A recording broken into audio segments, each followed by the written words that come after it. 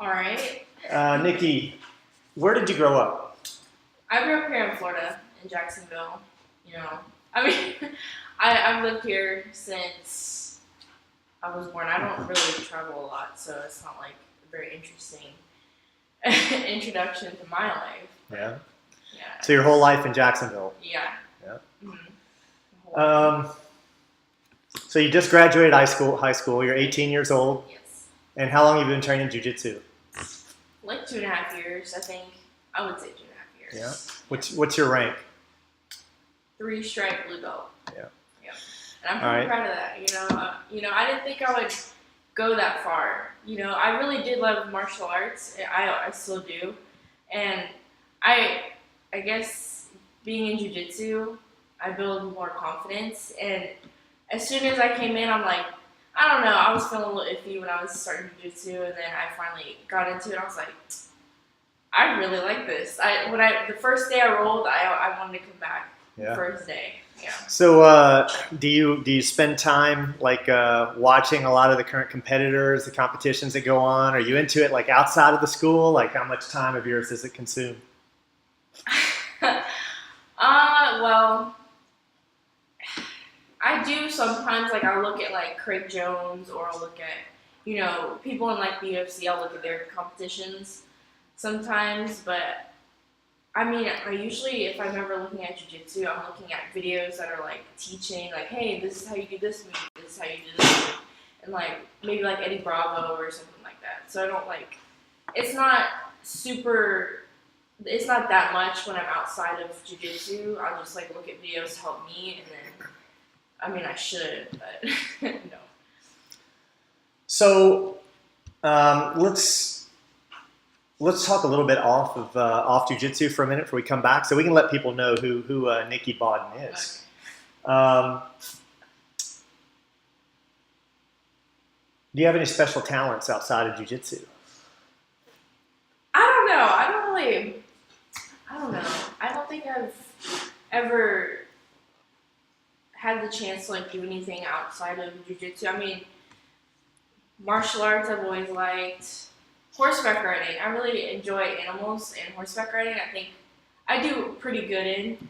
I mean, I'm not like any, champion or anything at riding. I mean, that would be a goal, maybe to like do some, professional competitions in that, but I don't really think I have many special talents. I do like to do art on my free time sometimes. So, many special talents. I do like to do art. High school.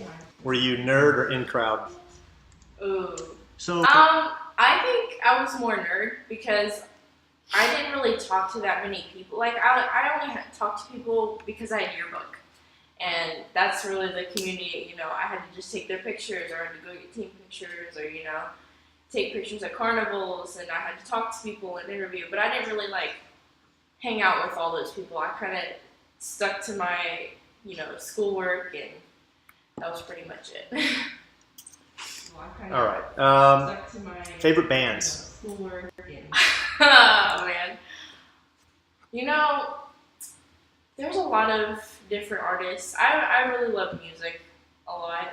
So picking a favorite band is kind of hard for me. I don't know. And there's not really many bands today. There's usually like solo artists, if you notice, like in like pop culture and stuff. Or like R&B and rap. I don't know. Band-wise, I don't know. I think, I don't know. Band-wise, so have you ever attended a concert? No, I haven't actually. Even though I love music, I have never attended a concert. Never attended a concert. All right. What's the scariest thing you've ever done? Oh, I know this one. So I went to Daytona with my friend, and we did that slingshot ride, and that's where it like shoots you all the way up, and then you fall down, and then you go all the way up again. Oh my god, that ride scared me so much, but I loved it. Is the thing. So I love roller coasters. Yeah, that really. Whew. All right, let's talk about your best asset. My best asset in what though? It could be anything. anything. What do you think your best asset is? Like, my best asset. And like, Well, you can pass on anything, if there's anything that you don't want to answer, but I don't know. for me, it's obviously my good looks. Like that's, but I think that goes without saying. Oh my gosh. Brain second. But. I don't know. I think it could be my motivation. Like, if I really put my mind to do something, I'm so motivated. Like, I will do it. I think that's one of my best assets. I don't really like think about it super hard, but yeah. So for those of you who are listening to the podcast and you don't know who Nicky is, let me get the cam on me here.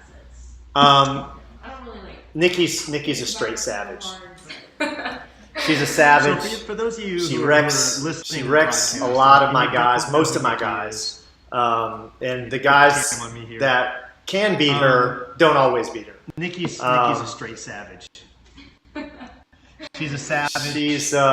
She wrecks. Did this in a real short amount of time. My guys, and most she's of my got a guys. long way to go. And I think you're going to see her. The guys that hopefully can beat she'll stay with this, and you'll see her in some competitions. So if you're from Jacksonville, for sure, you're definitely going to know. Let's talk about your lifestyle. Long way to go. Exercise regimen. What is your exercise regimen? Hopefully. Well, since I'm training for a competition right now, I've been working out at the gym more, and I like to do a lot of weights with my dad. So because my dad, he helps me train and stuff. So normally I'll just do some weights. We'll do squats, we'll do deadlifts, stuff like that. And then later in the day, I come to jiu-jitsu, and then I roll. And I usually try and roll for an hour because I feel like that'll get my stamina up and help me. And I roll with people bigger and different body types, so I think that can help with that. Yeah. So that's normally my workout routine. Yeah, you don't turn down anyone. You roll with absolutely Yeah. anybody. I don't care if the guy's 260 pounds, bodybuilder. You roll with them, and you always either wreck them or hold your own. Which is, I mean, honestly, as your teacher, you scare the crap out of me. Like you literally scare the shit out of me. Like you take matches I wish you wouldn't, but at the same time, I know you want to see what you can do.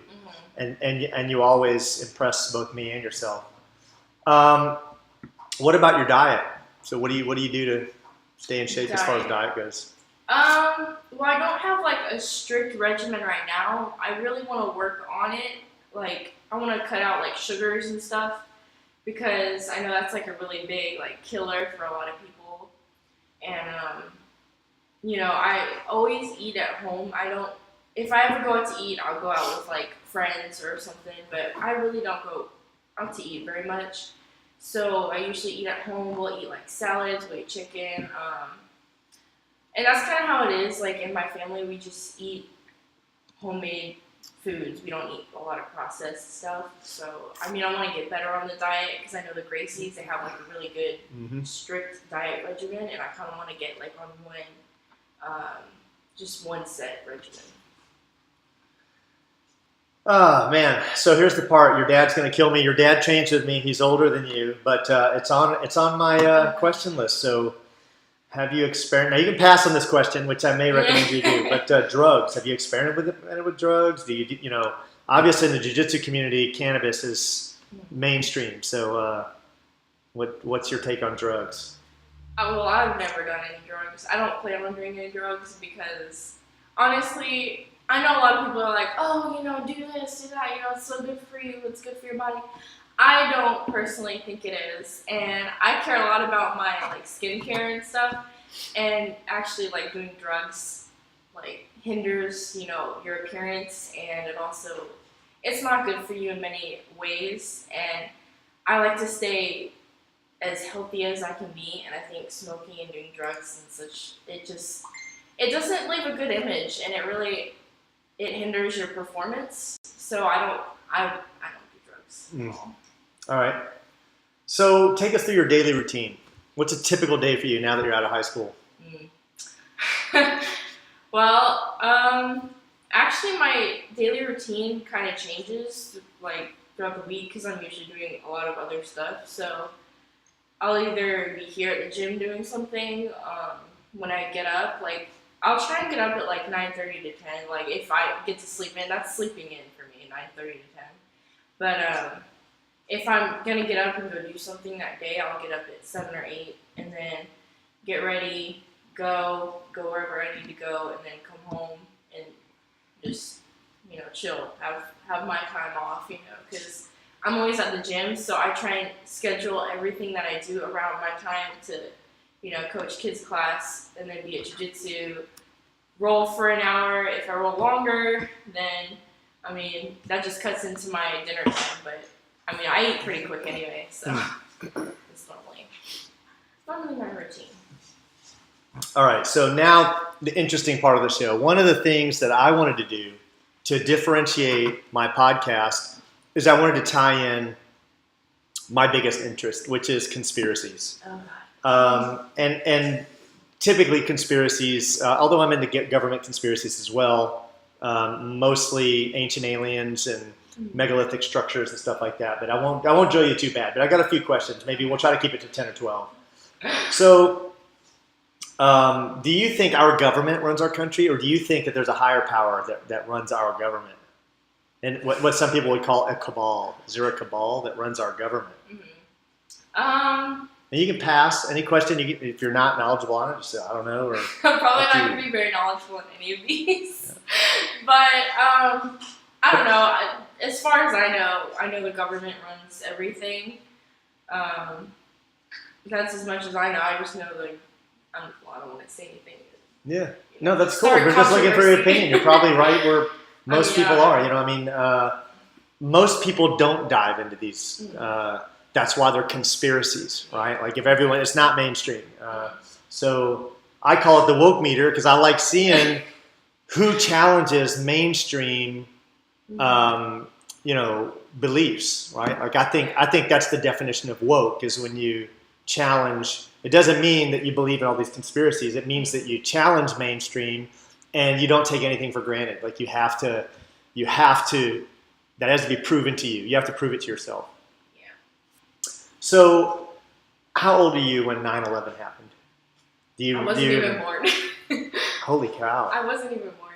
But I remember learning about it in school and stuff. And yeah, it's probably my... Wow. So you know what happened? Like these, I don't know how many planes, I don't remember now, but a number of planes were hijacked and they were flown into different buildings. Yeah, the Twin Towers and yeah. Well, so you're obviously up on it. And one was just crashed into a field. It never got to its target. Yeah. The mainstream theory is that it was Muslim extremists, and then. What do you think? You agree with that, or you think there was something else going on? Honestly, I agree with it because that's all I was really taught. If I had other evidence showing like, hey, this happened and it sounds more, reliable than what I learned, then I would believe that. But I never saw anything that was contradicting that, so I just believe. All right, that's interesting. So I wonder if that's the norm now for a lot. I think the ones of us that were around when it happened, in these documentaries like Fahrenheit 9/11 and others like that, really created a lot of doubt. And they're powerful. There's all this.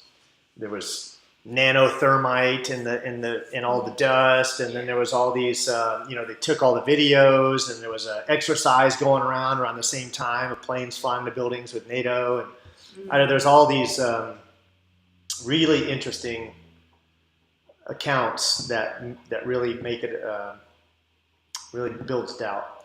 All right, so JFK, you know who that was, right? Yes. JFK. Do you think his assassination was done by our government?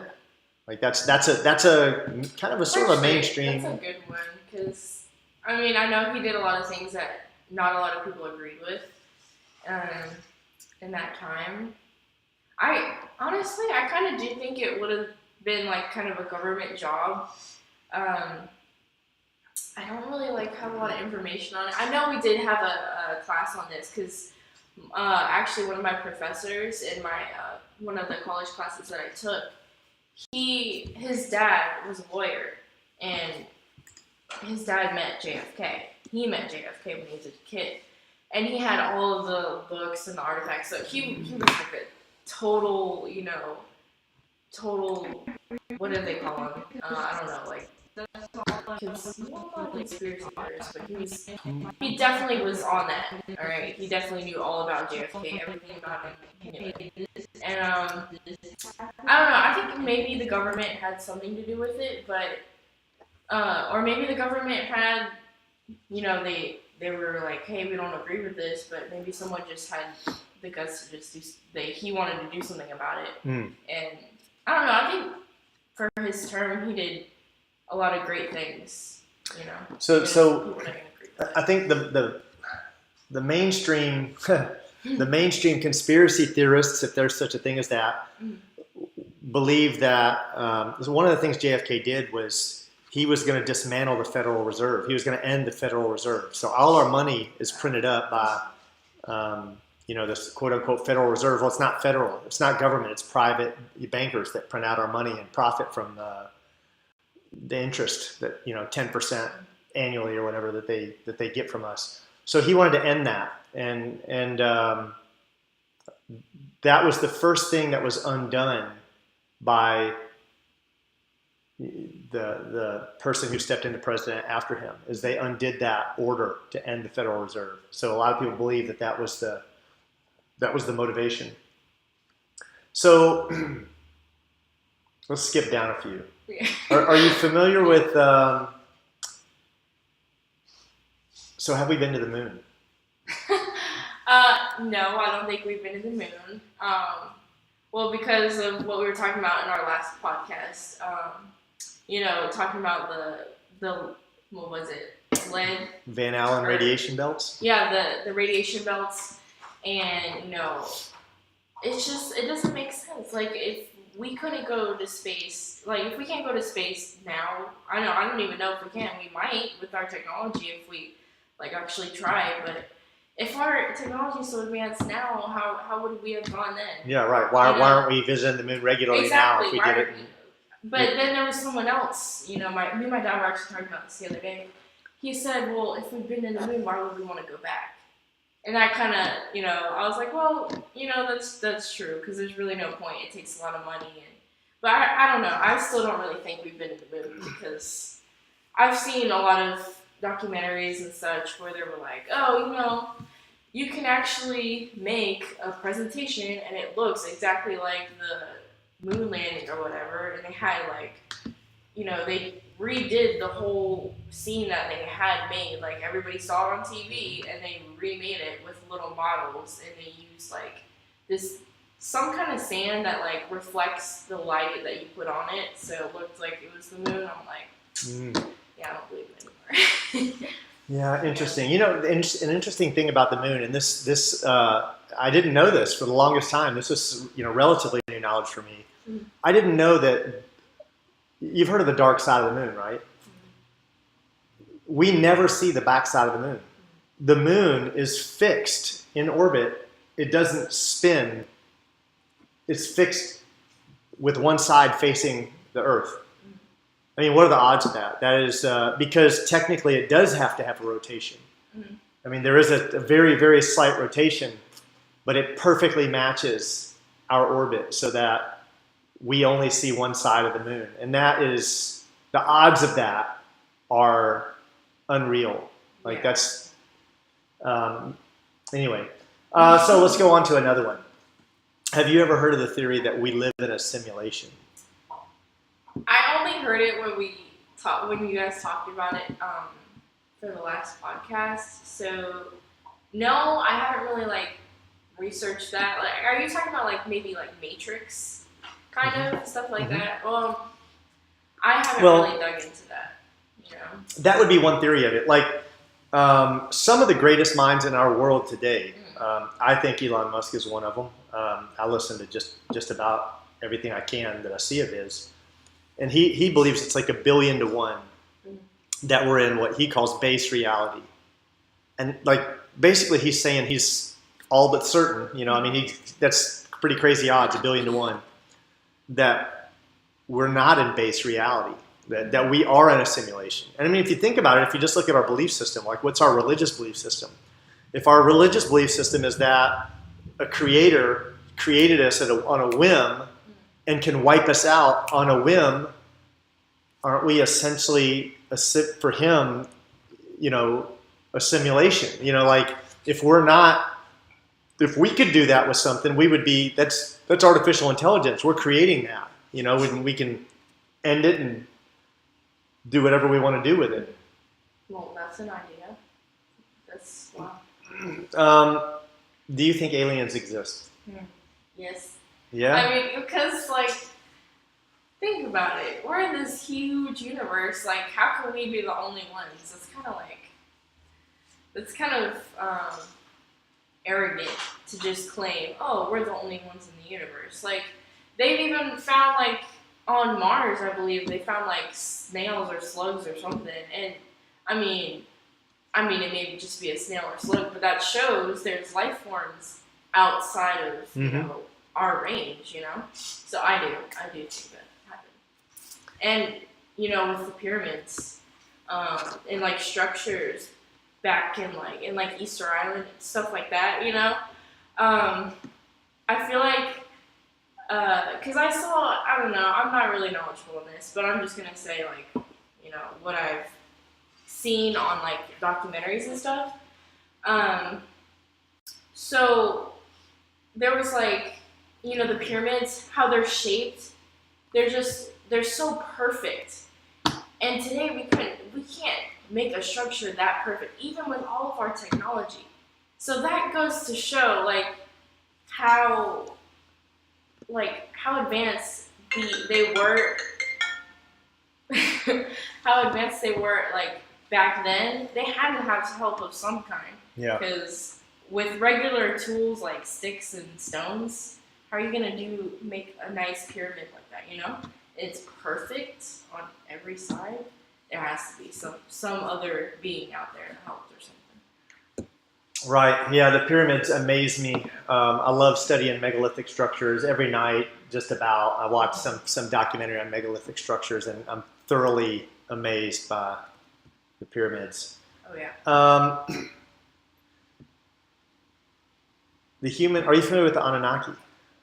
Only from what you have told me. Yeah. Just only the basics, I guess. You know the theory. So do you haven't studied it at all? You haven't looked into it on your own? A little bit, and I've talked to my dad about it a little bit too.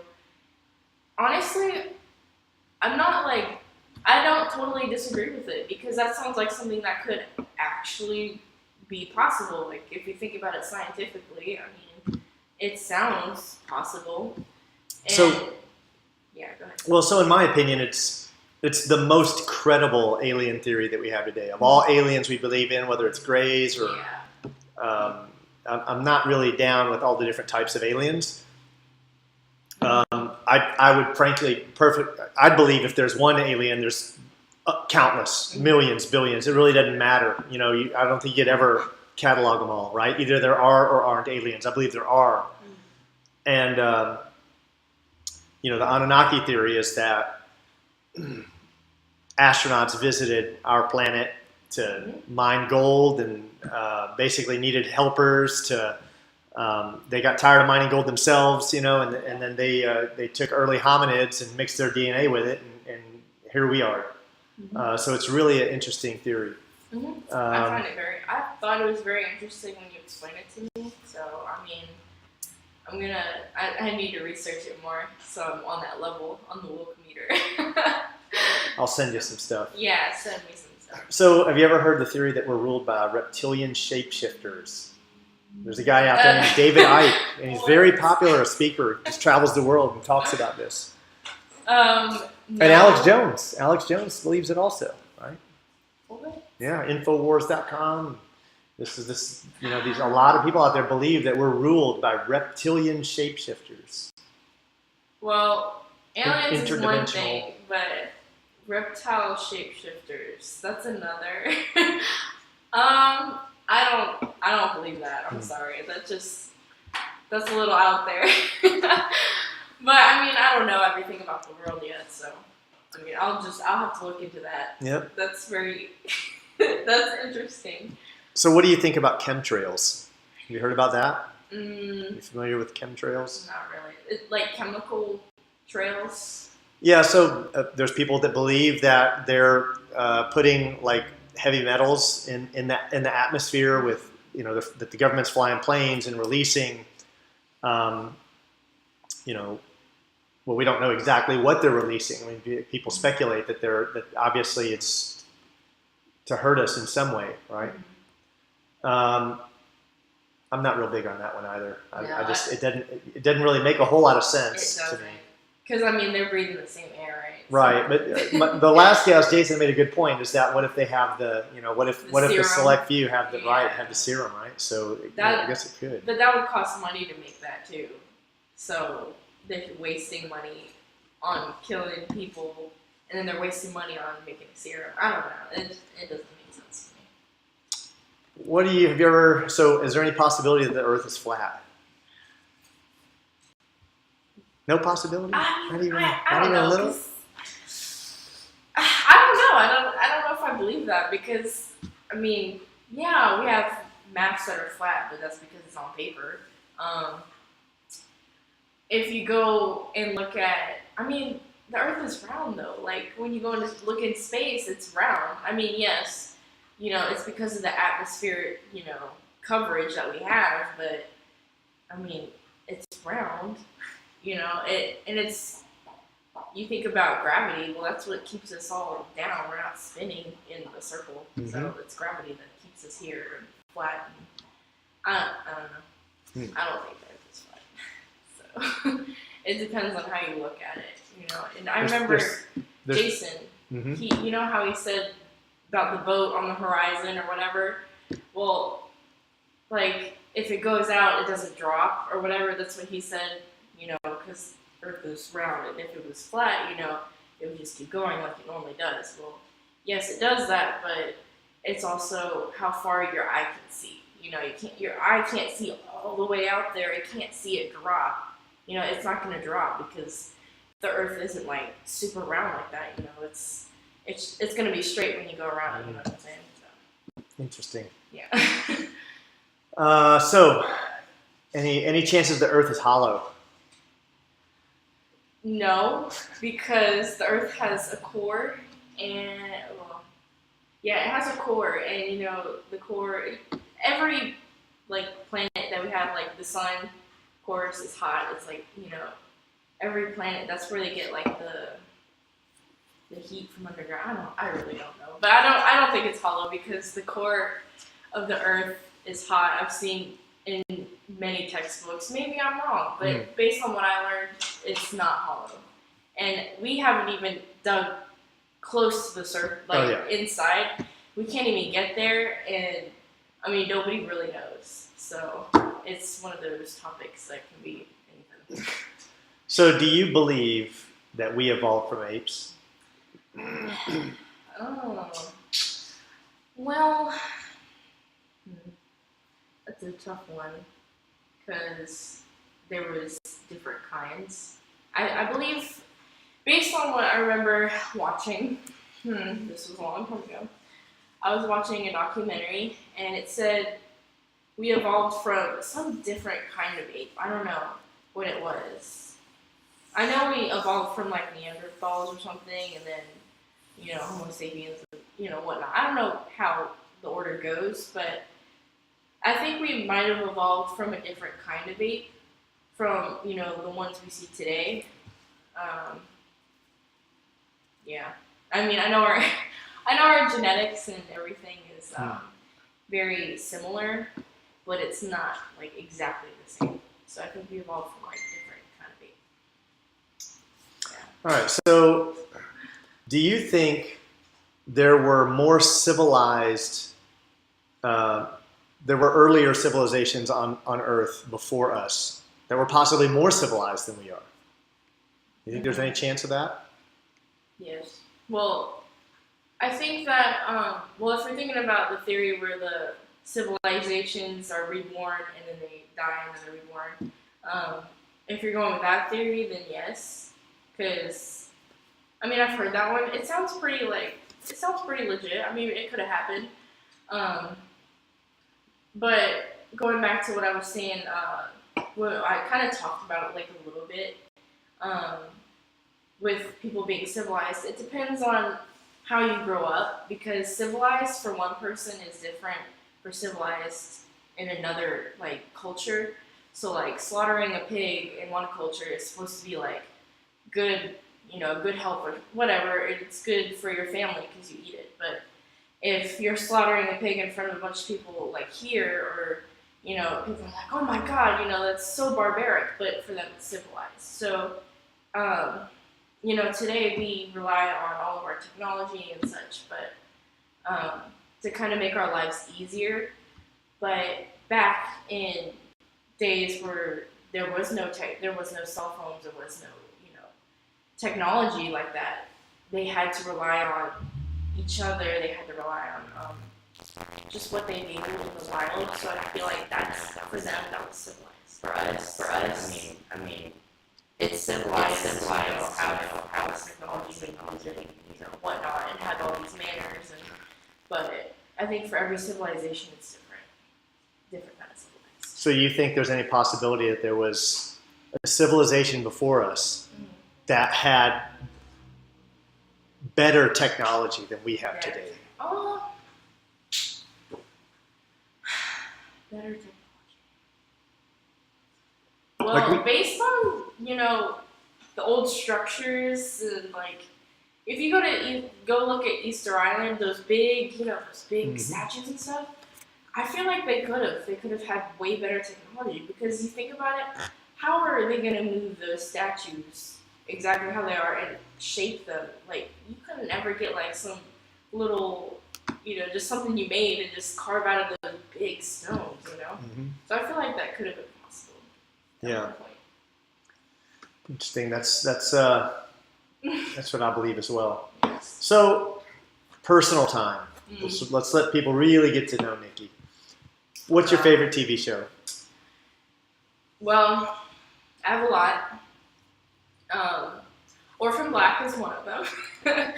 And I'm really glad you, turned me onto that, because, oh my God, I'm kind of into that sci-fi stuff, and man, that's such a good show. If you have not seen it, you need to watch Orphan Black.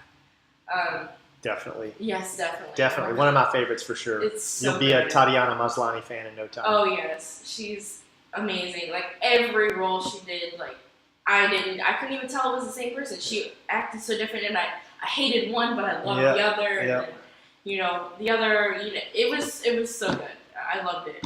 And I've actually told people about that show, and had one or two friends, I wasn't into it. I'm like, bro, there's something wrong with you. I know. You're broke. How? There's something wrong.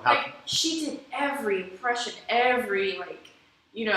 one was from Britain, one was from, Well, the plot was so good too. Like the plot could be real, and it's it could be. It's something like, it's eye-opening. Yeah.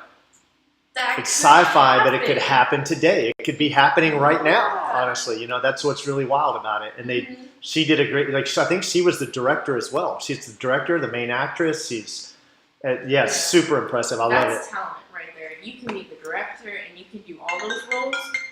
Wow, that's impressive. That's talent, and I love it. I can't wait to watch the new season. So any others other than Orphan Black? Well, of course, The Walking Dead. Everybody's on that. Because zombie apocalypse. You totally current on it? Well, I haven't watched I've only watched up to season 6, I believe, and I'm waiting for the next season to come out.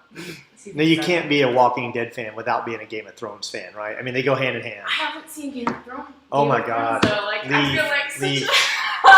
Oh, you seriously haven't seen Game of Thrones? I haven't, or Vikings, and I want to. Game of Thrones is arguably the best series out right now. Honestly, we stopped watching it. I just didn't. I lost. So you stopped watching it, but you. Hold on. I should say this differently. I'm saving it. Oh, saving. Okay. Yeah. Saving. Believe me, I will watch every episode without a doubt. It is great. It is great acting.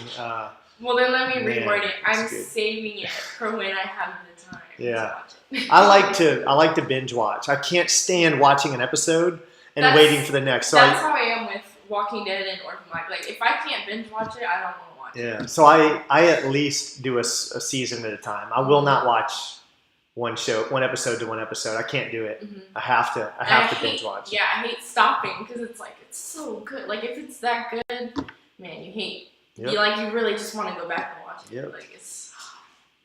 Yeah, I'll have to get on that. All right. So favorite movies. What's your favorite comedy? Favorite comedy. Okay, so I kind of have two, and I mean, I have a lot of others, but the ones that come into my head first is Major Payne and Tropic Thunder. Tropic Thunder, definitely. Oh my God, Tropic Thunder is so funny. I haven't seen Major Payne in so long. I honestly don't know if it were. I can't remember if it were good. It's my been too little long. brother puts that on, and I'll watch it. However, he'll put it on constantly. I'll watch it every time. I don't know. I think it's such a funny movie. It's great. Did you ever watch? Because that's one of the. I don't know if you know, but the guy who plays Major Payne is one of the Wayans brothers. Mm-hmm. Did you ever watch In Living Color? Have you ever seen that show? Oh, I think I might have, like, a long time ago. This is where Jim Carrey got his start. Yeah. So it was Jim Carrey, basically the main cast. There were others. There were, I think his name was Tommy Robinson or something like that. But Tommy Davidson. I think it was Tommy Davidson. But it was Jim Carrey, and it was the Wayans brothers. And the Little Brothers got their start later with movies. I don't think, like, Marlon and the other one were on it yet. I think it was Damon Wayans and Damon's big brother, and there was a sister. But, man, this show was so good. It was, if you've never seen In Living Color, I highly recommend it. Because if you like Major Payne, I really just the same great mind behind it. Favorite horror? Favorite horror. Okay, so, I don't know, so I said last time, The Fourth Kind. And that's, like, if you're really, like, into aliens and stuff, watch it. Because, I mean, there's people that say it's not true. I don't know. There was footage on there that looked pretty accurate. I could be wrong, but that really freaked me out when I was in middle school. That's when I first watched it. And, dude, I couldn't sleep. I really, and I'm kind of, nervous to watch it again. So that, I don't know. Annabelle wasn't as scary, but, I mean, it's definitely, it kind of gets under your skin. It's kind of oh, that's kind of creepy. And, The Conjuring. The Conjuring, that was good. Kinda, that was good. Yeah, we watched that recently. That was good. That one's pretty good. Sorry. That was a good one. Mm-hmm. Favorite sci-fi? Sci-fi.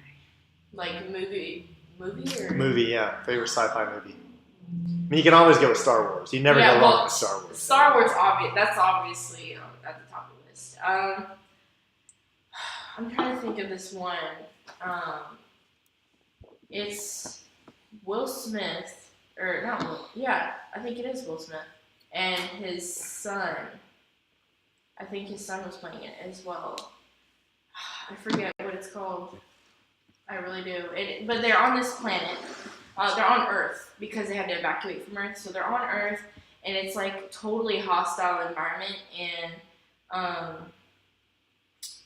they have to I forget. They have a mission. They have to send out they're trying to get help because they just crashed. The whole ship just crashed, and they're the only two survivors. And the dad gets wounded, so the son has to go out and he has to go find I've seen that. Sounds good. It's a really good movie. I have to look it up later. That and Ender's Game. Those two are really I haven't seen Ender's Game either. I've got to see this. I was I know. actually surprised, and that's actually a really good movie. I'll have to watch Ender's Game. I'm a sci-fi. My favorite genre of movie is sci-fi. I'm still a sci-fi fanatic. Yeah, I do. I enjoy watching those. Who's your favorite actor? Oh God, it's so hard. It's so easy. Best actor in the world is Denzel Washington, hands down. Okay, he is very, very talented. Powerful. He's very powerful. But there's a lot of good ones out there. I don't know if I have a favorite actor because I love a lot of actors. Man. I really don't. I would have think expected you to say Ryan Reynolds. You know, that I mean, Ryan seems Reynolds, to be he's really good. every woman's he's really default. Good. Yeah, but I also think of I'm gonna say Tatiana Maslany because from Orphan Black because She's good. She is very. She's good. I think she should be an A-list actor for sure. Yes, for sure. Who's your favorite comedian? And you can't say Colin Moulton. Oh, God. Mine's Colin Moulton. Oh, okay. Colin Moulton. No, I don't know. Favorite comedian? I don't know. Ever since I was a kid, I always liked Jim Carrey. And I know his comedy's kind of like stupid, but I think it's funny as well. I think it's always been really funny. I like Tosh's style, honestly. Like Tosh is just hardcore. Oh yeah. Nobody's safe.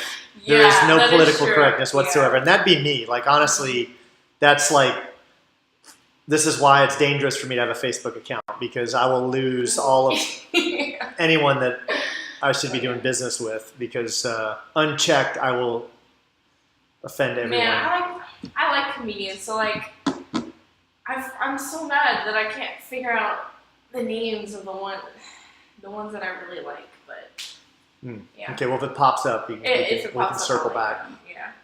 Do you have a favorite president? I think I don't know. Not really, because like I don't really know that much about the presidents except for what I learned in like history class and stuff. I feel like all the presidents they did something good, but they also did something bad. So it's not like, there's not really one that really strikes me like, oh my god, he was good. Maybe like JFK for making, for doing the whole NASA thing and starting, I don't know. But then again, we don't really believe that. I don't really believe he went to the moon, so I don't really know. That one's kind of. What about, do you have a favorite quote? Favorite quote? Well, actually, the one on my Instagram bio I think is really good. It's, hold on, can I look it up really quick? You may cheat. I'm gonna cheat, so. If it's your favorite, yeah, look it up. I mean, I think it's a good, cause like I've always, seen it, like I see it like almost everywhere. It's, fate whispers to the warrior, you cannot withstand the storm, and then the warrior replies, I am the storm. I think that's very powerful because it's kind of like, oh, I'm not gonna let this, overcome me. I'm gonna overcome it. Yeah, So you're the storm. Yeah, I'm the storm. Not you. Nice. I like it. I like it. It. Sounds good. It's very powerful. Favorite sport? Do you have a favorite Jiu-Jitsu. sport outside of jiu-jitsu? What if jiu-jitsu did not exist? What would be your favorite sport? No, just like, I would say equestrian sports because for the Olympics, I like to watch the equestrian, like horses and stuff. I like to watch that and like all the Kentucky Derbies and stuff. So definitely equestrian sports. Interesting. Mm-hmm. I used to be an assistant vet at Louisville Downs, not Churchill Downs. I lived right beside Churchill Downs. You could hear the races out my back door. But then I used to. That's a dream. I got a job working with. I'd see every other race. I'd have to help some horse with colic, and the vet would come out. I'd have to clamp its nose with these. That's This, serious. like, Yeah.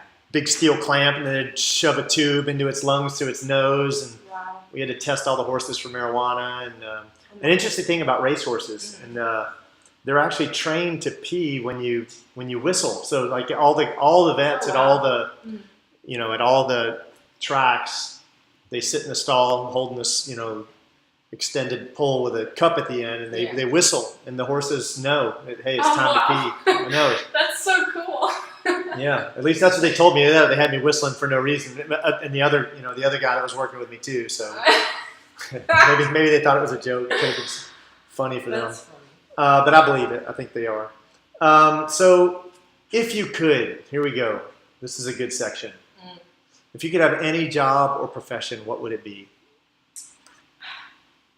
Okay, so I'm still a little undecided on my career because I do want to work with animals, and I think that would just be a dream. Working with animals, being able to take care of them, have my own animal rescue, have my own horse ranch. So, I mean, any profession in the world, I would probably want to just work with animals. I don't know if that would be like vet or zoology, but I would want to travel with it. So, because I want to see the world. You know, I want to work with different animals, you know, aside from just horses, you know. If you had $1 million today, right now, what would you do differently? Like, what would you do? What would I do? Well, right now with $1 I would million. either, you know, save that, definitely. That's the smart answer. How much? $1 million? $1 million. $1 million. Not a whole lot. I'd probably donate it to like, because I would research beforehand, like what organizations, you know, actually need that money. So I would research like, you know, cancer. You know, there's a lot of different organizations, or kids in Africa. You know, they need clean water. So I'd like donate a portion, and then I'd also set aside another portion for my horse ranch that I want to have one day in my dojo. I'm gonna have my own jiu-jitsu. Nice. Dojo / horse ranch. Yes. That's gonna be I'm gonna have cool summer camps, so y'all better come visit. Jiu-Jitsu and horseback riding. I'd come. That's right. Yeah. Okay, so if you had $1 million and you had to spend it, that's just the rule. Someone will give you $1 million, but you have to spend it on you know, material things. What would you buy? A horse. $1 million horse? Well, you get a nice horse. No, because I'd have to have. Well, I'd buy an area for the horse, and I'd buy my dog some cool bling and stuff. But I would definitely, you know, I would get a horse or maybe Nicky or something. But I'd spend all that money wisely. I assure you. Yeah. So wisely. All right, so let's up the ante now. Mm-hmm.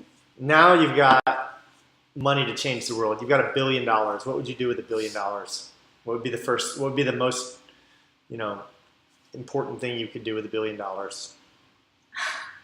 I feel like all my answers are really like lower level compared to like what you guys talk about. Okay, so if I had $1 billion, I would, to change the world. Well, $1 billion. Donate to organizations in need. $1 billion. I don't know. Like, I think, okay. So you know solar panels. I would, you know how they're trying to do that road work where they're trying to have solar panels in the road, you know, to be more efficient. And I think that's like a really good idea. I would invest some of my money in that. You know, having solar panels in the roads to help. It would take away like street lights, you know, and it costs a lot of money. But I would donate some of that to help the cause, because I think that's actually a really, really good idea. It's really efficient. Green electricity? Yes. If you could be the next president of the United States, what would you change? What law would you change? Or what's the biggest thing you would change as the president of the United States? You've got all the power. Oh God, I'm not. Well, I'm not old enough to be president, guys. Just letting you know. So, what would I change?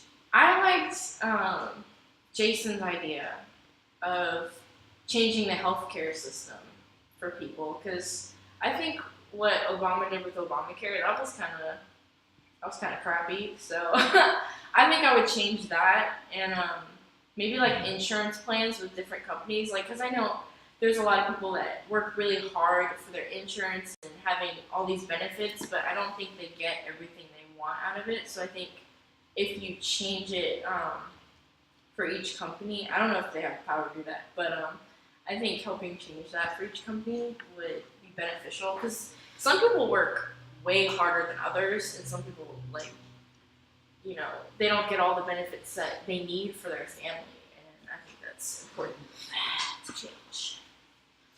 All right. If you could travel back in time and change one thing, what would it be? What would you stop or start? What would you do? Stop or start? Okay. I don't know. Travel back in time. I think everything happens for a reason in history. I think everything we went through, you know, everything people have gone through, kind of shaped our society today. So I think changing it would change how things are today. I think one thing I would change though is I don't think people really ever could judge the racism. I would definitely change that because I think it's stupid the way people like stereotype others and the way they like, you know, hate on each other. Like, why can't people just, you know, enjoy each other and appreciate what they have, like appreciate people around them, and you know. So I think I would change that if I ever could, you know. So, yeah. Okay, so we're getting to the end. If you could have one superpower, what would it be? Okay, one superpower. Is there like a list or just anything? Any one super. You can make up a superpower if you want. It doesn't have to exist. If you could have any superpower, what would it be? I've always wanted to talk to animals. After watching like Dr. Dolittle when I was little, I always wanted to talk to animals, like just understand them. But superhero wise, It could be a superhero power. Aquaman talks to animals. He talks to all the underwater animals. That's right. I mean, well, he doesn't even really talk to them though. He kind of just communicates with them. Yeah, well, something like that. That would be cool. That, or to, like Wonder Woman, you know how she's like super strong? I would want to be super strong. You are super strong. Stronger. I want to be able to like punch through, like, you know, Superman, Man of Steel, like, right. If a bullet hits me, it crushes on my face. Right. Yeah, I want that. That'd be a cool one. Yeah. Because then you essentially are the president of the United States. Right. You just flick him off, just flick him out of the White House. Get out my way. I'm running shit now, brother.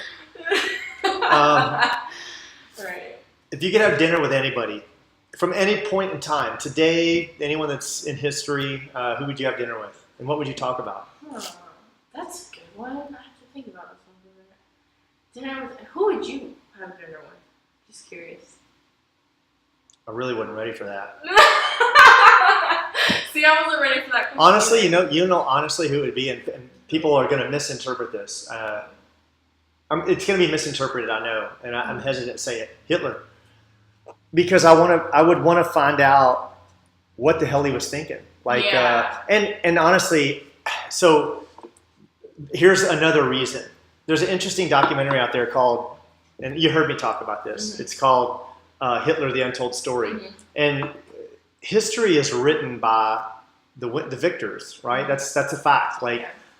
You know, there's people out there that doubt the Holocaust ever happened, that doubt, 6 million Jews were ever murdered. There's, so if I could go back and talk with Hitler, I'd know for sure if he really did want it, if that was true or not, because there's ironically evidence to the contrary. Maybe he didn't know what was going on, or maybe there was the Versailles Treaty where he offered to send every Jew out of his country and pay for their travel and send all their belongings with them. Like there's some interesting things that happened along the way. But yeah, I'd like to speak with him. Maybe I'd choke him unconscious. Maybe I'd kill him in that conversation. I don't know.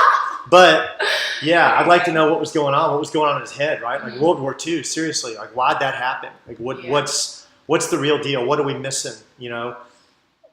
Because there's always a second part of the story, and if you watch Hitler: The Untold Story, there's some inconsistencies. There's doubt. Yeah. There's just they create doubt, and you're like, wait a minute, maybe something else happened that we weren't privy to. Yeah.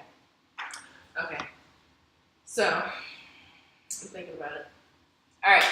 So if I were to have dinner with someone, it would either be Albert Einstein, because he was so, people had a lot of doubt in him when he was starting out as, a young scientist.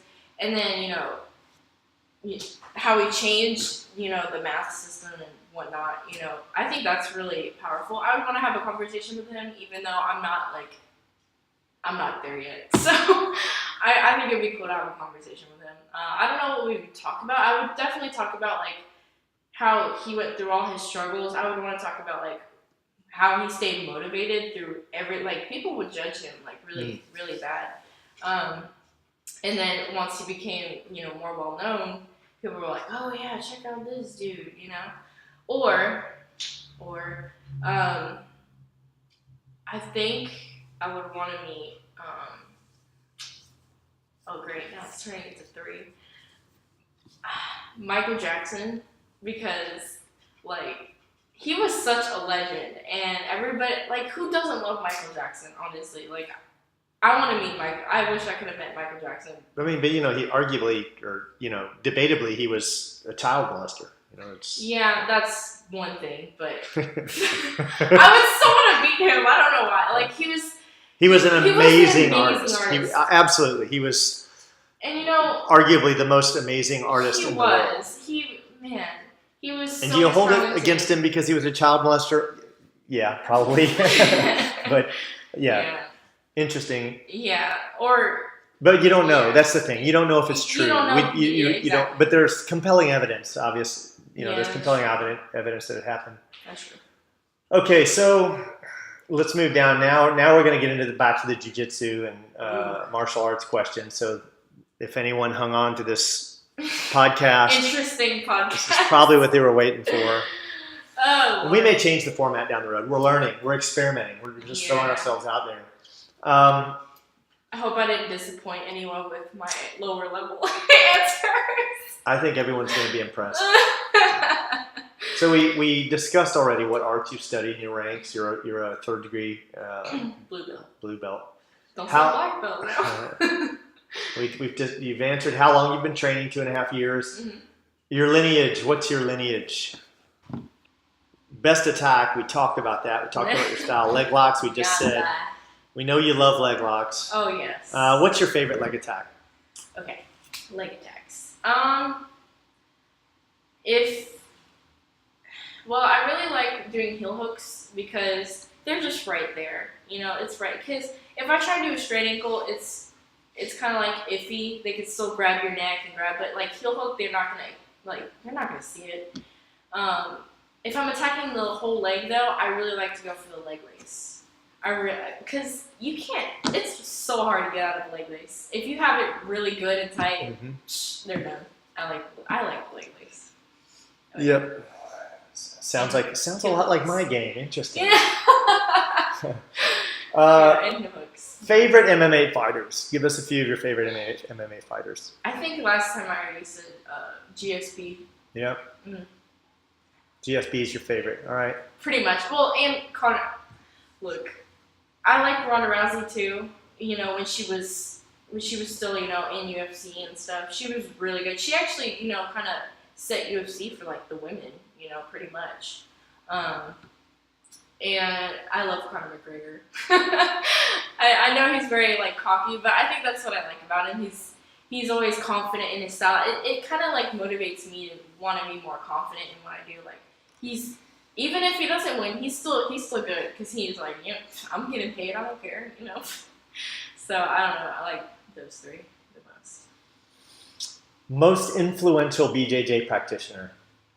Who'd you say, if there was a singular person in jiu-jitsu that influenced your style, who would it be? Probably you. All right.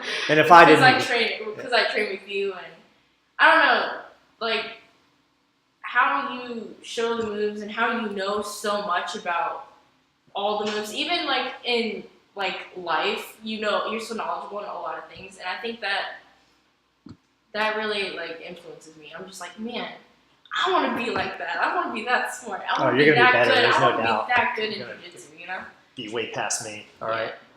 Easily. So, of all the people you've rolled with, who destroyed you? There's always this anti-style, right? There's this one person that you've just got nothing for, right? You've just got nothing for them, and that's called your anti-style. So who's destroyed you worse than anyone? Can you think of someone who had your anti-style that you just had nothing for that person? Someone who completely, totally wrecked me. Is there someone? Is there someone that had your anti-style? That's the definition of anti-style, right? For me, if I think, I call Pedro, Pajares, or anyone that doesn't know Pedro, Luis's son. He's phenomenal. One of my good friends, but I call him the rapist. if I were in prison and he were in prison, I would be his bitch. He would rape the crap out of me. There's nothing I could do about it. I couldn't stop him. Like I've got nothing for his game. His game is just more pressure than I can handle. And that's honestly the most pressure I've ever felt. And I've rolled against some really good. I've rolled against some world champions. I've rolled with Marcelo Garcia. I felt like I had more for Marcelo than I did with Pedro. No disrespect to Marcelo. I mean, obviously, Marcelo wrecked me too. But Marcelo, like if I go back, Marcelo struggled to pass my guard. He told me I had a black belt level guard when I was a blue belt. He goes, man, you got a phenomenal guard. It's really, really good. Pass my guard. And then he just dismantled me. Or I rolled with Bernardo Faria, or I rolled with, Rodrigo Gracie, and all those guys are on another level. But for me, no one dismantled me like Pedro. And I've rolled against him so many times, and every time I've said, all right, today I'm taking it to him 100%. I'm gonna get him. I have 100% faith in my game, and I've just got nothing. He's on another level. Honestly, I haven't rolled with like a lot of people outside of our school. Like I've rolled with a lot of other people in the Luis Pajares. Like we have our group meetings. I've rolled with those people, and of course, I could say the black belts always get me. So I mean, if I'm thinking on a less of a scale of not black belts, but maybe like brown or purple, I would say Jason Pierce. I think, every time we roll, it's kind of like, it's iffy. And I like the style. I like rolling with him because it's still a struggle for me when I roll with him. And if he gets me, I'm just like, I'm learning. I'm like, yo, this is so good. Like, I like to add some of the stuff he has into my game. Mm-hmm. And if I ever get him, it's with something like super small. It's like, oh, he already knew that. I feel like he gives it. Him and Javon Green. Man, Javon, I don't care. Like every time I roll, he's so good about being flexible. He's so fast with his movements as well. Oh my gosh, like, wow. Both of them, 2 phenomenal purple belts. Yeah. And I think, man, every time I roll with them, I'm just like, I'm just going to do my best. I'm just going to see what happens and, And those are, like, ironically, those are 2 of my funnest rolls. Like, yeah, those 2 guys, very fun. They're, it's a very cerebral game. It's not just pressure poured on, mm-hmm. It's a very methodical chess style. Mm-hmm. So, and that for me is the best kind of roll, right? Yeah. I'm getting older. I don't have the strength and power I had, but those. And the thing is, they don't even use like that much strength. It's all just technique, and I think I love that. Like, I think you learn the most from that style of rolling, right? Exactly. Like you just sit there and go to try to murder each other, and you're not learning nearly as much. Mm-hmm. So we covered all our questions. I think if there's anything we can close out on. Did you have any questions for me? For the host, I have not been interviewed. Have you thought of anything to? Well, anything you'd like to put me on the spot about? Honestly, all right, we're gonna go into types of fighting. What other styles of fighting have you done, or have you mastered any other besides jiu-jitsu? I wouldn't say mastered. My first exposure to martial arts was Taekwondo, Master Lee's Taekwondo in Louisville, Kentucky, just for a few months. I wasn't very good at it. It didn't give me confidence. That was really the problem, right? Like, it wasn't that I didn't want to do martial arts. It's that I saw what was going on, and mentally I wasn't convinced that this made me superior, that it gave me an edge. I just didn't feel, and on top of that, I'd gotten in a fight with a black belt and beat him up. I just smacked him in the face with a tray. Granted, it was dirty, but I smacked him in the face with a food tray in the lunch line. But his Taekwondo wasn't shit. Like, I mean, it's like, how'd that help you? I just didn't feel, So later, I took up jiu-jitsu in the end of 2002. I think that my first day of jiu-jitsu was January 1st, 2003. That's when I officially started. The first day of January, that was the day the school opened here in Jacksonville. But later I moved to the Philippines in 2005. And I stayed there the first time in 2005 for 6 months, but later I went back, and I spent about 2 years there. And I was given a black belt by Sensei Don Ronaldo in Aikijitsu. And, the whole time I was there, all I did was train with them. I would train with them and several hours a day, typically 4 hours a day wouldn't be uncommon, and would trade. Would do for 2 hours. I would teach them what I knew of jiu-jitsu. I was at the time like a 2-stripe blue belt. And then they would share me what they knew about, their art, Aikijitsu. And they were phenomenal with knife and gun toting. I mean, these guys are on a whole other level. Nothing I've ever seen. The most impressive knife and gun removal system that I'd ever seen. And I never became an expert with their system. Like, there was a couple things that I learned or could pull off, in training. But to see them do it, I could see whether I'd have the confidence to go try to take a knife from someone. Like, they trained this so good, it was ridiculous. But they worked with me, striking. We did a lot of stand up. We did stick fighting, and I learned all the basics of Kali. Wow. But yeah, I trained with them for about 2 years. And in 2009, I started teaching at a combat submission wrestling school. So it was called World Martial Arts here in Jacksonville, Florida. And although I never really trained Muay Thai, I was around it every day for 2 years. And it was a Muay Thai / CSW / BJJ, thanks to me running the BJJ program.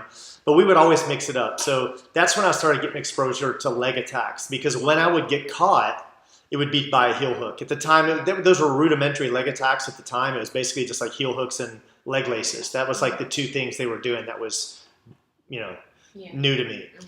But when I would get caught, it would be a leg lace or a heel hook. And it was frowned upon in the system I came from. In Hoyce's system, or, they weren't, it wasn't encouraged to train leg attacks. But there, they were encouraged. And I would find myself in these fights that I didn't know anything to do. So I started learning from them. I started learning from the guys that were training that system over there. And then I became addicted and started adding on everything I could with leg attacks after that. Around 2011, I formed an addiction with leg attacks. And I started studying Sambo. And I came across an old Andre Galvao video. Yeah. Where I think he called it the leg knot. I started calling it the leg knot. It was 3 basic attacks, but it was the honey hole before I'd ever seen anyone talk about the honey hole. There was, I think, I could be wrong, but I think I was the first person in Jacksonville doing the honey hole. I started hitting it on all the people I would cross train with in other schools. They were like, what the hell was that? They didn't, And then we started adding on to it in my school. Jason Backlund showed up, the guy we had on, he added one into it. And Colin, one of my students at the time, added a heel hook in there. And then it just kept growing, and before we know it, we had like 10 attacks from from what we called the leg knot. Whole class too. Yeah, and then it's grown more, and now it's tightened up more, and more details have emerged, and we've just stayed on top of it. But so my first art really was jiu-jitsu, and then cross training Aikijitsu for over a period of 2 years, for several hours a day, and then cross training at a CSW / Muay Thai school. And I owned a school with an MMA fighter named John Malo, who was a King of the Cage fighter, and he was also like a WEC champion. And he was really good at Muay Thai. He was a purple belt in jiu-jitsu, and I'd be at the school every day, and he'd be teaching the Muay Thai classes, and I'd teach the jiu-jitsu classes. And it wasn't my thing. Muay Thai, I was into Gracie jiu-jitsu, self-defense. That's what I was into. So, but a lot of that rubbed off on me. I never, so that's it. That's my exposure with the different martial arts. All right, I got you. All right. Okay, so, a lot of people when they're starting out, they're like, oh yeah, it'd be so cool to have my own school and stuff. What made you want to have your own school, and what belt were you when you started? I opened my own school in 2006 in St. Augustine. It was called the St. Augustine Combat Club, and I was a 2-stripe blue belt. And the reason I opened my own school, I actually did not want to. I didn't need them. Yeah, I didn't need the money at the time. I had a successful IT company. It was not about money. It was about, I was in Hoyce's system, and Hoyce and my instructor had a falling out. And I wanted to stay under Hoyce. And I kind of had a falling out with my instructor too. You know, it was, I'm not going to go into that story. We've mended things. It's I think more a misunderstanding than anything. He's a good guy, good instructor, great instructor, Larry Sheely. I've got nothing but positive things to say about him. But I left Larry's school for whatever reason. And every school I went to, I just did not like the emphasis on calisthenics. At the time, I'd been working out 15 or 20 years, didn't show, but I had at all. I was still scrawny as could be, but I'd had a workout routine my whole life. Since I was a kid, I've been in the gym 3 to 5 days a week working out, and it interfered. And it'd be frustrating because here I'd be trying to put size on my legs or something, and these guys are, it's leg day, and then I come in and they want to do 30, jump squats or whatever, and then we'd do 30, alligator crawl or, 5 laps about, whatever it was. It was always this, and one school was trying to one up the other. So I felt like schools were trying to create athletes. And that's not what Aleo was about. Like Aleo wasn't trying to create athletes. I'm pretty confident of that, from who I've spoken with. And I think Aleo, the whole point of jiu-jitsu was to give a smaller person, a non-athlete, the ability to defend themselves, and not through giving them athleticism. And I realized that when I started teaching, I could relay everything that I had already learned to the people who were training with me much faster by just doing technique. And, I called it technique-centric training. No focus on calisthenics, because you can do that on your own. Like, how to work out, right? Why would I waste your time and make you work out when you know how to work out outside of here? So if strength training is something you're interested in, you do that on your own time. Yes. I think one of the reasons I lose a lot of students is because I share so much technique. They don't realize how much I've shared with them. In a year, they're like, this guy's got nothing to show me. Not realizing we've covered over 400 moves, and that these guys have become proficient in 400 moves in a year to a year and a half. And I think that's a strategy by a lot of instructors to only share 3 moves, because then you can keep that student on the hook longer. But that's not, for me, I'd rather make my student as good as I can, as fast as I can, so they can push me harder, faster, right? So you said you had a school in St. Augustine. Why did you come here to Jax? Like, why did you open another school if you didn't want to have one in the first place? So I had this school in St. Augustine, and I had a falling out with my partner, John Malo. It was an ugly falling out, and I remember him coming in the school with all the fighters. He had the fighters, and I had like 2 jiu-jitsu guys, but they weren't there. I was there alone with my wife at the time, and like 12 guys rolled into the school and circled me, literally. And I wasn't backing down. I said, man, we can do this right now. We can fight. I said, you're not. But the guy, he wanted to. He said, well, I'm going to take the school Mondays, Wednesdays, and Fridays. You can have it Tuesdays. So I'm like, bro, it's my school. You're not taking anything, Yeah. And we ended up going our own ways. He took the majority of the school. He was a pro fighter at the time. He kind of had, I was a blue belt under Hoyce. He was a purple belt, and there was a Muay Thai fighter and fighting King of the Cage, and everyone kind of went with him, right? Mm-hmm. So on top of that, all of a sudden after that, who knows who did it, but my school was getting broken in during the night. People kicked in the back of the school and then went in there and stole everything out of there, stole everything. Just nice stuff.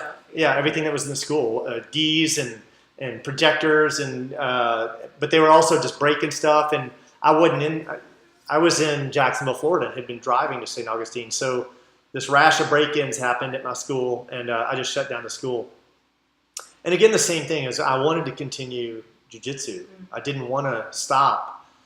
And I tried a few schools, but I wasn't happy with the style of training. I just wasn't. I just wanted to do, and I think if I had been near the Gracie Academy. Now I did cross train with Luis from time to time, and what I did, I fell under. I did eventually fall under Luis, and one of the things I like about Luis is having come from some other people, Hoyce, who I have great admiration for. But Luis treated me more like a friend, right? Like one thing I couldn't say to Hoyce that I could say to Luis, if I said, "Oh, fuck you, Hoyce," holy shit, man, he might rip my ass. He man, we might end up, That's a brawl. Point of it is, with Luis, I could say that, and not because Luis wasn't a diva by any sense. He was just a regular, down-to-earth person, and I like that, right? With Hoyce, many times I'd think I'd be playing and he'd get offended, and it's like, I thought we were just, but I'm not on that level. After hanging out with him for 11 years, I'd think I'd be on that level, and next thing you know, he'd show you, no, you're not on that level, and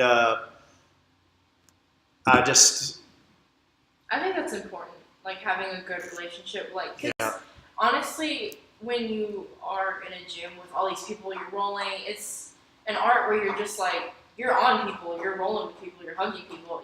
I think it's good to have good relationships with the people that you're rolling with because it's like family, Yeah, and it was. And like with Luis, it was just like, how cool is it when your instructor is your friend, is really your friend. I can lean on this guy, I can share problems with him, I can speak to him like a friend without worrying about offending him. You know what I'm saying? Like if I offend Luis, he's just going to go, "Oh, fuck you." And I'm going to go, "Fuck you." And then that's going to be it. It's like that is, it's good to be comfortable.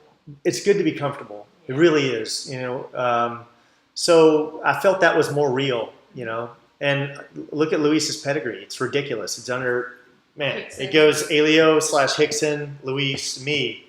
It doesn't get much better than that. That's solid. Mm-hmm. All right. So,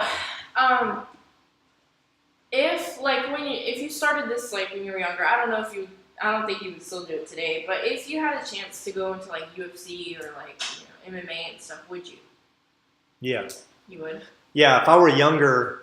So I started at 30, and solid junkie addict, just like Jason. Jason's. Obviously, Jason, ridiculous purple belt of mine. He's like a jiu-jitsu savant.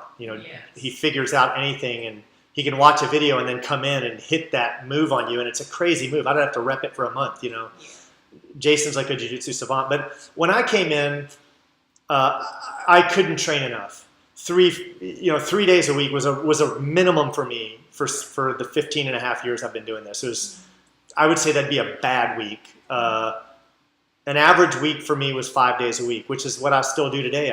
5 days a week has been my average. But 2 classes a day is what we do here, but there were times that I'd be doing 6 days a week. Wow. So I've had this addiction for jiu-jitsu. It's an ongoing addiction. Yeah. But if I had started younger, see, the problem is my first year in jiu-jitsu, I ruined my back. And a lot of people don't realize it, and I hate sounding like a victim. I don't want to. Yeah. I don't ever want to sound like a victim, but my back's in constant pain. On a great day, it'll be a 2, but there's a pain there. And on a bad day, I haven't had any 10s recently, but I can't get out of bed. It's like it feels like my back is severed.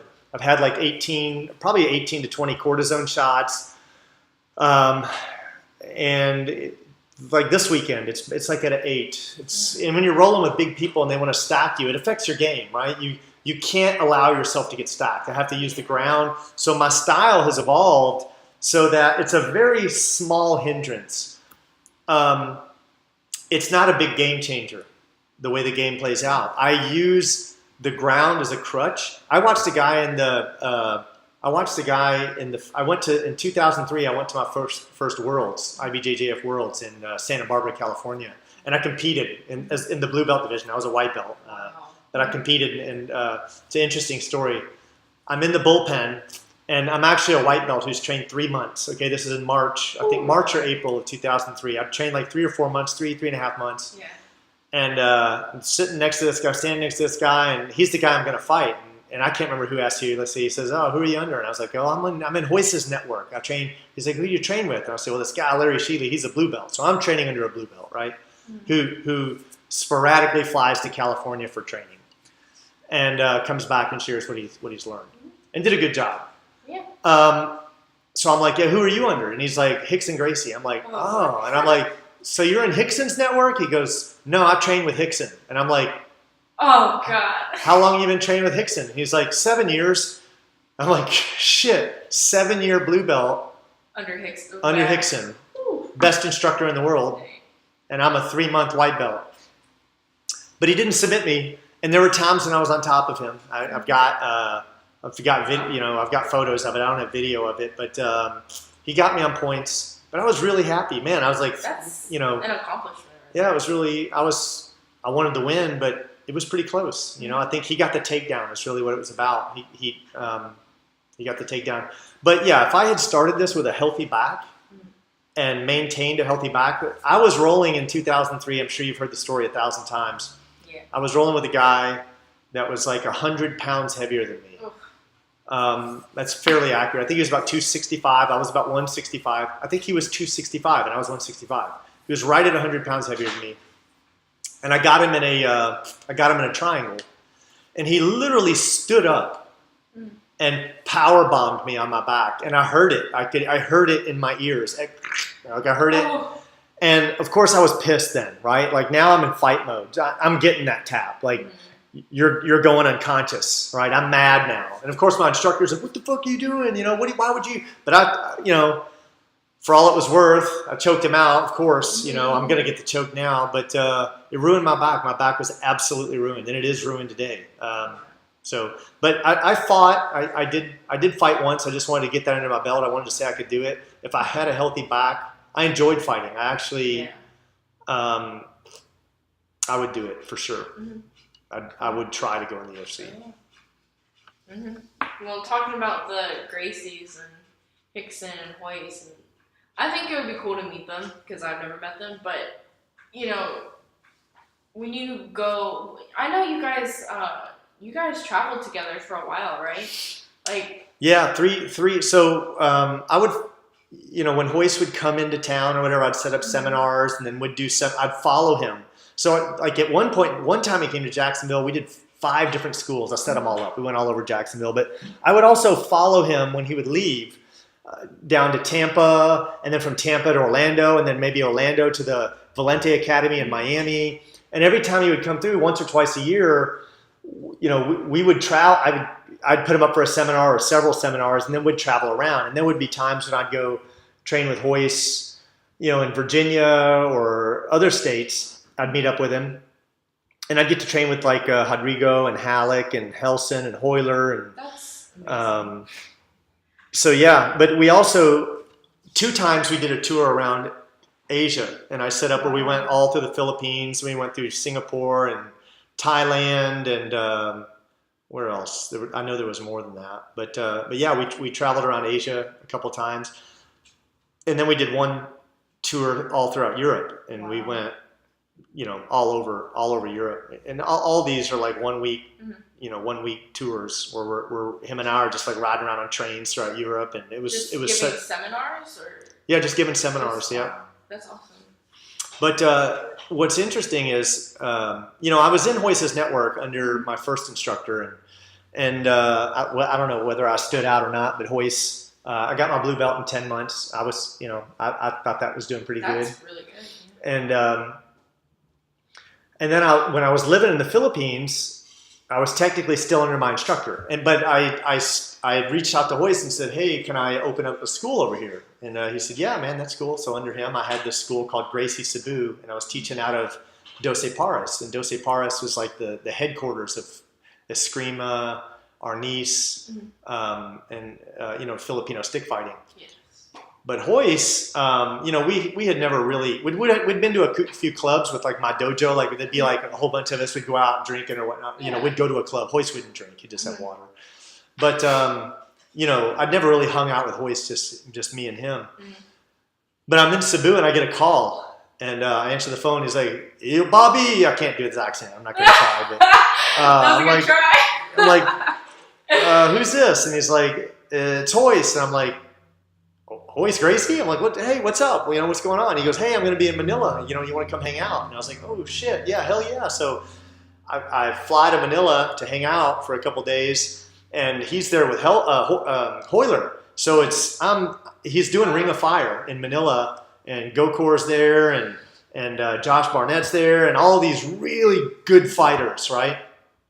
And I'm kicking it with Hoyler and Hoist. It's like I'm there with Hoyler and Hoist, and it's like we're eating together, and that makes you feel good. Oh, it was pretty cool, man. That was like, I was a blue belt, and it was a big deal for me. There I am at Ring of Fire and I'm there with hanging out. Us three. That was good. We go to the mall. I'm walking to the mall because I'm showing them around, right? They wanted some, they knew I knew the Philippines, so there it is, 2005 or 6, whenever that might have been. I think it was 5 or 6 when that was. But we're walking through the malls in Manila. Hoyler, and Hoist. It was awesome. Yeah. Because that was my idol, of all sports, of anything. I was never a Michael Jordan fan, and I was never into sports. I was never into basketball. I was never into baseball, football, none of that. I was into MMA. When I saw what Hoist did, that was my idol, right? So, man. That's awesome. Yeah, hanging out with your idol, it was pretty cool. Yeah. And I remember reading, the Gracie, like it was the book, I forget what it's called. The Gracie Way? Yeah, The Gracie Way, and I read it, and honestly, that made me, like, really have a deep, like, respect for their family, and it kind of made me, like, really cherish the art. Like, because before, I was like, oh, this is so cool, I'm doing jiu-jitsu, but, like, reading about it and learning all the history about jiu-jitsu and, where the Brazilian jiu-jitsu art came from, that was just, man, that made me really just respect everything about them. And I think, like, the fact that you're able to, like, hang out with them, I was like, man, that's really what made me, like, excited to come train. Yeah. So that was awesome. It was pretty dope to be able to call him my friend, and he did help me, he did some things for me that only a real friend would do,